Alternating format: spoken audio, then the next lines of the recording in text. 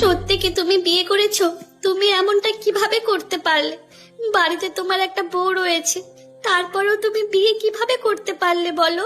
হ্যাঁ রে বাবা তপন, এই সুন্দরী মেয়েটাকে আর তোরা দুজন বিয়ের সাজি কেন রয়েছিস? তাহলে তুই কি এই মেয়েটাকে বিয়ে করে বাড়িতে এনেছিস? বল বাবা। হ্যাঁ মা, ওকে আমি বিয়ে করেছি। ওর নাম লতিকা। ও আজকে থেকে আমার বউ আর তোমার বৌমা। ওগো, এসব তুমি কি বলছো? না না, এসব সত্যি হতে পারে না। তুমি বলে দাও, এসব তুমি মিথ্যে কথা বলছো, আমার সাথে ঠাট্টা করছো। এই, তোর সাথে শুধু শুধু ঠাট্টা করতে আমি যাব কেন? তোর কি চোখ নেই? তুই দেখতে পাচ্ছিস না ওকে আমি বিয়ে করেছি? নে, এখন ন্যাকা কান্না বন্ধ কর আর আমার সামনে থেকে সর, আমাদের ঘরের ভেতর যেতে দে। এমন কাজ তুমি কিভাবে করলে? তোমার প্রথম বউ বেঁচে থাকতে আরেকটা বিয়ে তুমি কিভাবে করলে? আমার অনুমতি ছাড়া তুমি কিন্তু আরেকটা বিয়ে করতে পারো না। এই, তুই কে রে? আমার আরেকটা বিয়ে করতে হলে তোর অনুমতি নিতে হবে কেন শুনি?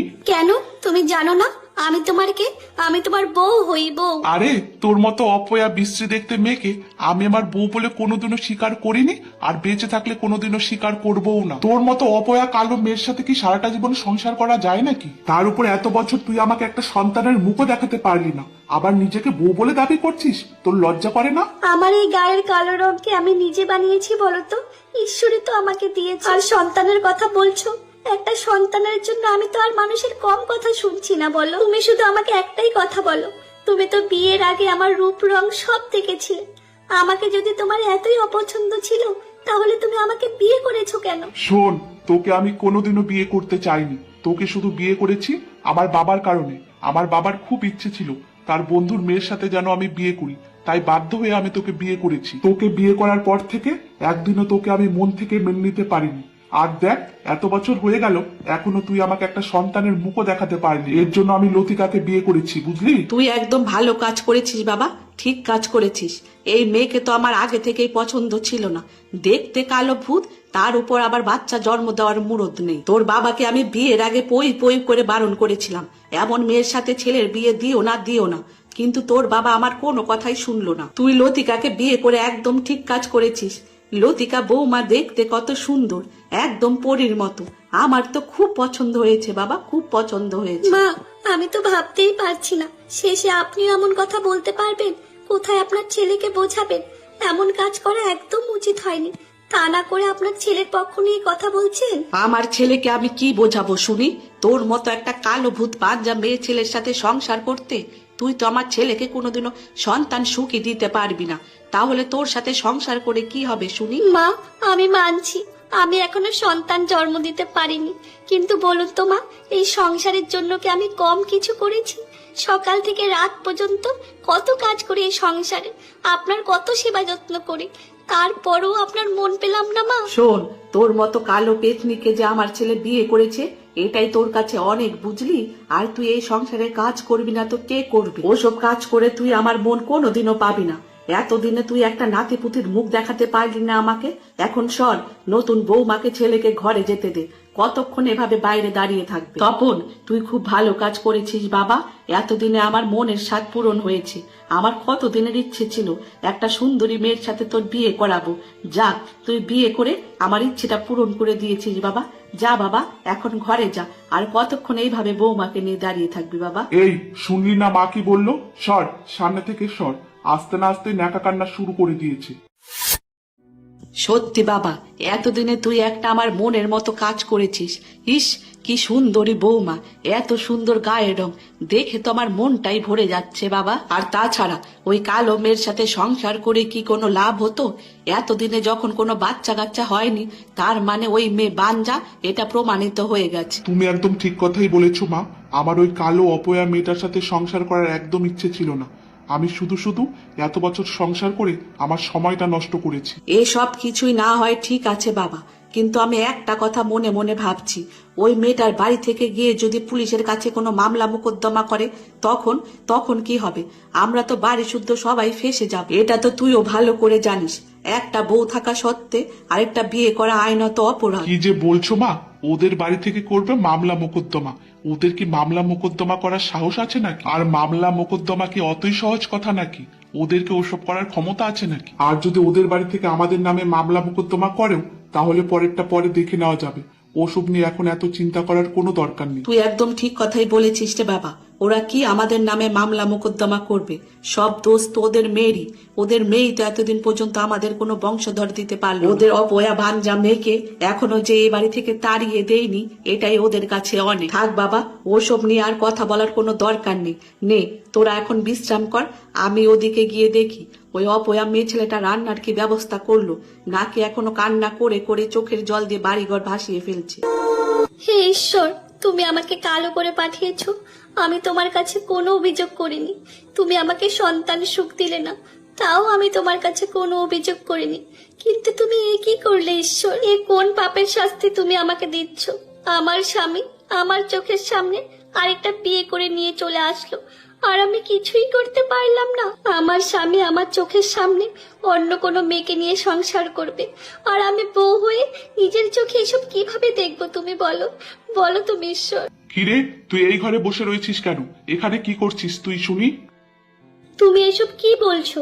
এটাই তো আমাদের ঘর, এখানেই তো আমরা থাকি। আমি এখানে থাকবো না তো কোথায় থাকবো? তুই কোথায় থাকবি মানে? এই, তুই দেখতে পাচ্ছিস না আমি আর একটা বিয়ে করেছি? আজ থেকে আমি আর লতিকা এই ঘরে থাকবো। যা, তুই এই ঘর থেকে বেরিয়ে যা। তুমি এইসব কি বলছো? আমি এই ঘর থেকে বেরিয়ে যাব মানে? আমি কোথায় বেরিয়ে যাব এই ঘর থেকে শুনি? আমাদের আরেকটা ঘর আছে না, যেটা ব্যবহার করা হয় না? আজ থেকে তুই সেই ঘরে থাকবি। যা, তুই ওই ঘরে যা। না না, আমি এই ঘর থেকে কোথাও যাব না। আমি তোমার সাথেই থাকবো, এই ঘরেই থাকবো। কি গো, কি বলছে এই মহিলা? এই মহিলা কি পাগল হয়ে গেছে নাকি? এক ঘরে কি দুই বউ কখনো থাকা যায়? এখানে পাগল হওয়ার মতো কিছুই নেই। আমি আমার স্বামীর ঘর ছেড়ে কোথাও যাব না।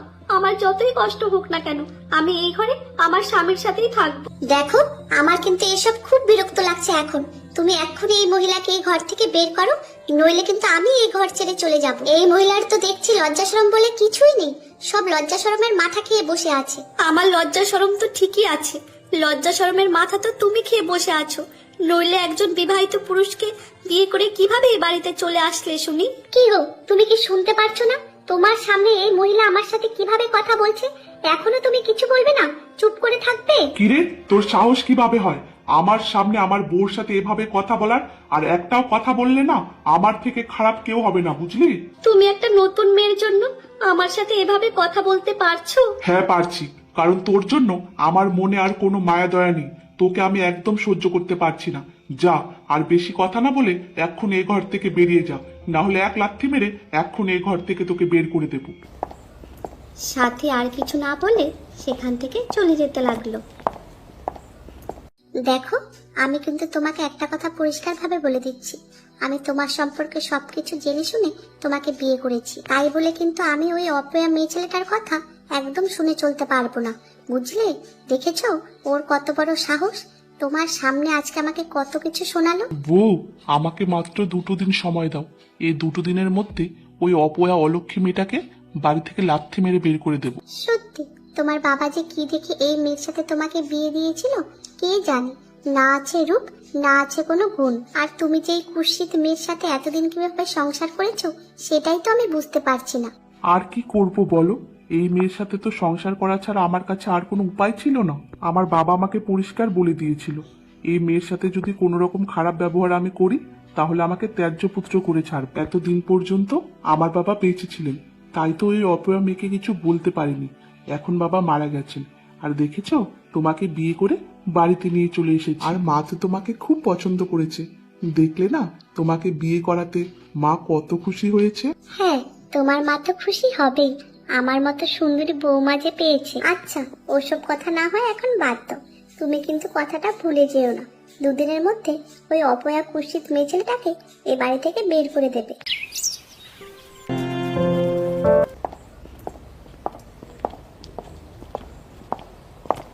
বলি, ও নবাবের বেটি, সকাল সকাল রান্না বাড়ি বাদ দিয়ে ঘরে বসে বসে ন্যাকা কান্না শুরু করেছিস কেন? কি হয়েছে? কেন মা, আপনি জানেন না কি হয়েছে? আমি কেন ঘরে বসে কান্না করছি? না, আমি তো বুঝতে পারছি না কি হয়েছে। তুই আমার ছেলেকে এখনো সন্তানের মুখ দেখাতে পারলি না, তার মধ্যে দেখতে কালো কুৎসিত। তার জন্য না হয় আমার ছেলে আরেকটা সুন্দরী মেয়েকে বিয়ে করে এনেছে, তাতে কি হয়েছে? তোকে তো এই বাড়ি থেকে তাড়িয়ে দেয়নি, যার জন্য এখন তোকে ঘরে বসে বসে এইভাবে ন্যাকা কান্না করতে হবে। মা, আমি তো ভাবতে পারছি না আপনি একটা মেয়ে হয়ে একটা মেয়ের কষ্ট বুঝতে পারছেন না? জানেন তো মা, একটা মেয়ে সব কিছুর ভাগ দিতে পারে, কিন্তু নিজের স্বামীর ভাগ কাউকে দিতে পারে না। জানেন তো মা, কালকে যখন আপনার ছেলে অন্য একটা মেয়েকে বিয়ে করে বাড়িতে নিয়ে আসলো, তখন আমি ভেবেছিলাম আপনি হয়তো প্রতিবাদ করবেন, কিন্তু না মা, শেষ পর্যন্ত আপনিও আপনার ছেলের পক্ষ নিয়ে কথা বললেন। কেন আমি প্রতিবাদ করব কেন? আমার ছেলে কি ভুল কাজ করেছে শুনি? সমস্যা তো তোর। তুই এতদিন পর্যন্ত কোনো বাচ্চা দিতে পারলি না, আর পাড়ার মানুষ, গ্রামের মানুষ ভাবে আমার ছেলের দোষ। আমার ছেলেরে হয়তো কোনো সমস্যা আছে। জানেন মা, আপনার ছেলে আমাকে কাল রাতে ওই ঘর থেকে বের করে দিয়েছে, বলেছে এখন থেকে আমাকে এই ঘরেই থাকতে হবে। মা, আমি এই ঘরে থাকতে পারবো না। নবাবের বেটি এই ঘরে থাকতে পারবে না। এই ঘরে থাকতে পারবি না কেন রে? তোকে এই ঘরেই থাকতে হবে। ওই ঘরে নতুন বউ থাকবে, বুঝলি? আচ্ছা মা, আপনি আমাকে একটা কথা বলুন তো, আপনি ভাবছেন আপনার ছেলে আরেকটা বিয়ে করে খুব ভালো কাজ করেছে, নতুন বউ আপনার ছেলেকে বাবা হওয়ার সুখ দেবে, কিন্তু ঈশ্বর না করুক নতুন বউ যদি আপনার ছেলেকে সন্তানের সুখ দিতে না পারে, তখন আপনি কি করবেন? আপনার ছেলেকে কি আরেকটা বিয়ে করাবেন? চুপ কর, তুই চুপ কর। তোর ওই অপয়া মুখ দিয়ে একদম এসব কথা বলবি না। তুই কি ভেবেছিস তোর সন্তান হয়নি দেখে কি অন্য কারো সন্তান হবে না? যা, এইসব কথা বাদ দিয়ে এখন রান্নাঘরে গিয়ে রান্নাটা চাপা। এইদিকে আবার নতুন বউর ঘুম থেকে উঠার সময় হয়ে গেল। নতুন বউ কি ঘুম থেকে উঠে না খেয়ে থাকবে নাকি? আমার মনের পরিস্থিতি ভালো নেই মা, তাই আমি আজকে রান্নাটা করতে পারবো না। কি বললি তুই? তুই রান্না করতে পারবি না মানে? তাহলে রান্না বাড়ি সংসারের কাজকর্ম কে করবে শুনি? আমি করব না। বেশি কথা না বলে যা, এখন গিয়ে চুপচাপ রান্নাঘরে রান্নাটা চাপা। নতুন বউর আবার ঘুম থেকে ওঠার সময় হয়ে গেল। নতুন বউ ঘুম থেকে ওঠে কি না খেয়ে থাকবে না? তুই যদি আমার কথা না শুনিস তাহলে এই বাড়ির ভাত তোর আর কপালে জুটবে না। আজই তোকে ঘাড় ধাক্কা দিয়ে বাড়ি থেকে বের করে দেব।